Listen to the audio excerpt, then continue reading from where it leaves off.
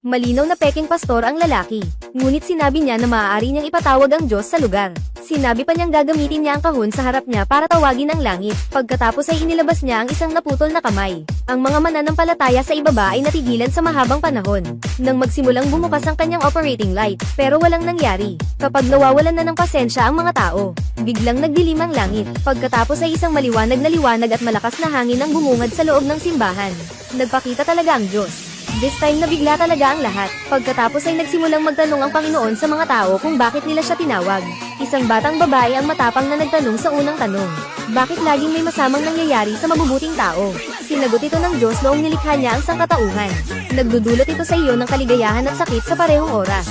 Kapag naranasan mo na lang ito, magiging kumpleto pa. Ang mga taong may pananampalataya sa madla ay naliwanagan. Pagkatapos lahat ay nagtanong ng lahat ng uri ng mga katanungan.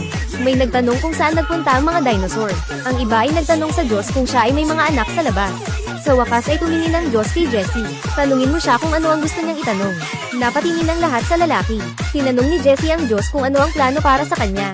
Sinabi ng Diyos sa kanya na maging isang pastol. Patuloy na gabayan ang mga mananampalataya sa pangangalaga sa simbahan. Ngunit sinabi ni Jessie na siya ay isang kabiguan. Hinikayat ng Diyos si Jessie na hindi ka nabigo, dahil dinala mo sila sa akin. Kaya ang bawat talento ay nailigtas. Tanong ni Jessie, kasama si Eugene. Kasama ang sagot ng Diyos. Sa sandaling sinabi ang mga salitang ito sa entablado, lahat ay nasa sabik, ngunit naramdaman ni Jessie na may mali. Si Eugene ay malinaw na itinapon sa impyerno mag-isa. Sa sandaling binigkas ang mga salitang ito, agad na tumahimik ang eksena. Nang marinig ng Diyos na ginagamit ni Jessie ang Genesis, ang kapangyarihan nito ang nagtulak kay Eugene sa impyerno. Agad na nagpanik, talagang pinisil ang kanyang ilong sa kaba. Napagtanto ni Jessie na may mali sa Diyos na ito. Agad niyang ginamit ang kapangyarihan ni Genesis para mag-interrogate. Hindi ikaw ang tunay na Diyos, di ba? Nasaan ba talaga ang Diyos? Ang huwad na Diyos ay walang pagpipilian kundi ang magsabi ng totoo. Ang Diyos ay nawawala at walang makakahanap sa kanya. Pagkatapos ay dinala siya ng dalawang anghel. Naputol ang tawag.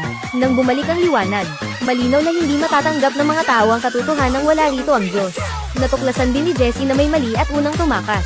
At bumagsak ang pananampalataya ng lahat ng mananampalataya sa bayan. Biglang naging magulo ang eksena.